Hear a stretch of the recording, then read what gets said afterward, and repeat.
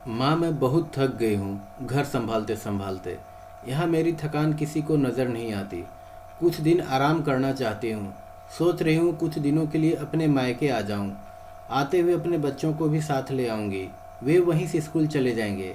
आखिर एक ही शहर में ससुराल और मायका होने का कुछ तो फ़ायदा मिले। अंजलि ने फ़ोन पर अपनी माँ ने फ़ोन पर कहा, हाँ बेटा, जब तेरी इच्छा हो आ जाना। आखिर ये तेरा भी तो घर है। ठीक है माँ, मैं कल ही आ जाऊँगी, अंजलि खुश होकर बोली। हाँ बेटा, कल आ जाओ, मैं तुम्हारा इंतज़ार करूँगी। मुझे कुछ काम है, मैं फ़ोन रखती हूँ।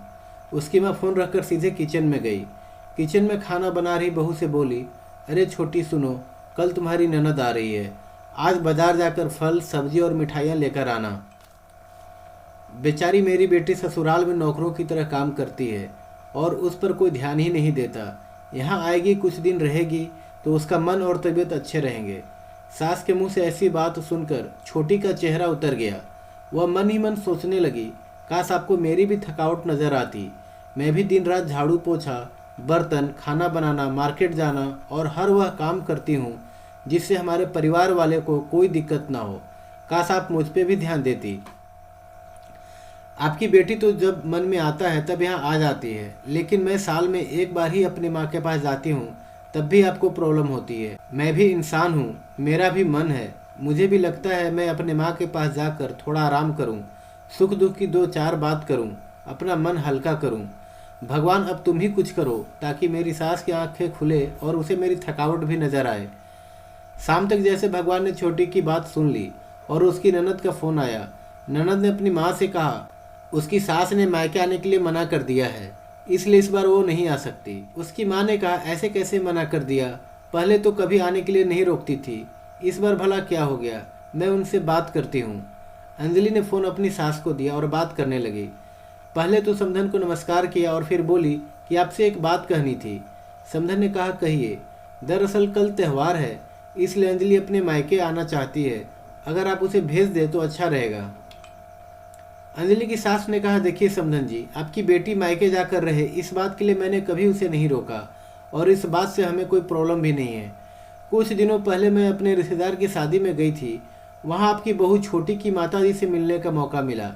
उनसे गपशप के दौरान उनकी बातों से पता चला कि छोटी को साल में एक ही बार मायके जाने को मिलता है और वह भी बहुत कम समय के लिए। मुझे लगता है आपको पहले छोटी को उसके मायके भेज देना चाहिए और जब वह मायके होकर आएगी तो मैं अंजलि को आपके पास भेज दूंगी। एक बहुत ज़रूरी बात जो मुझे लगता है आपको समझ लेनी चाहिए कि आपको अपनी बहू को भी बेटी की तरह या बेटी से भी ज़्यादा प्यार देना चाहिए। उसे भी मायके जाने की इच्छा होती होगी। हो सकता है अंजलि के आने से उसकी आवभगत करने के लिए आप उसे उसके मायके नहीं भेजती होंगी, या फिर वह आपसे कुछ कहने से डरती हो। अगर आप उसको घर में ही कैद रखेंगी तो एक दिन ऐसा आएगा जब वो आपके खिलाफ बोलने लगेगी। फिर वह आपकी सुनेगी भी नहीं और जब चाहे तब अपने मायके जाएगी। ऐसी परिस्थिति आए, इससे अच्छा है कि आप ही कुछ बदलाव अमल में ले आएं जिससे आपका रिश्ता और रिश्ते की मिठास खराब ना हो। अंजलि की माँ को अपने समधन के हर एक शब्द में सच्चाई नजर आई। उन्हें महसूस हुआ कि उन्होंने अपनी बेटी के प्यार में अंधे होकर कभी भी अपनी बहू के मन का विचार नहीं किया। उन्होंने हमेशा ही अपनी बेटी को अपने बहू से ऊपर रखा। दूसरी तरफ अंजलि भी अपनी भाभी के बारे में हो रही इस बातचीत को सुन रही थी। उसने भी महसूस किया कि वह कभी भी अपनी भाभी के साथ ठीक से बात नहीं करती और जब जब वो अपने मायके जाती है तो भाभी थोड़ी उदास रहती है। अंजलि की माँ ने अपने बहू को बुलाया और उसे कहा कि छोटी, कुछ दिनों के लिए अंजलि नहीं आने वाली है, इसलिए पहले तुम अपने मायके होकर आओ। यह सुनते ही छोटी का चेहरा खिल गया, क्योंकि यह पहली बार था जब उसकी सास ने सामने से उसे अपने मायके जाने के लिए कहा था। अगले दिन छोटी अपने मायके गई और इस बार एक दो दिन नहीं, पूरे हफ्ते भर रह कर आई। अपने माँ बाप से, अपने रिश्तेदारों से मिलकर आई और जब वो लौट कर आई तो उसका चेहरा खिला हुआ था, उसकी आंखें चमक रही थी। छोटी के आने के बाद अंजलि भी अपने मायके आई और इस बार वह खुद सामने से अपनी भाभी से खुशी खुशी मिली और अच्छे से बात की। अंजलि ने अपनी माँ से बात करके उन्हें भी अच्छे से समझने में मदद की कि वह कहीं ना कहीं छोटी के साथ गलत व्यवहार कर रहे थे। दूसरी तरफ छोटी अपने ससुराल वालों के बदले रवैये से बहुत खुश थी।